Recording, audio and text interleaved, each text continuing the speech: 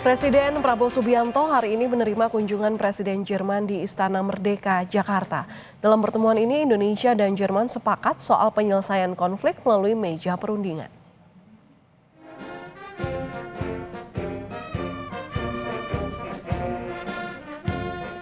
Presiden Prabowo bilang kunjungan Presiden Jerman ke Indonesia jadi momentum penting di tengah ketidakpastian global.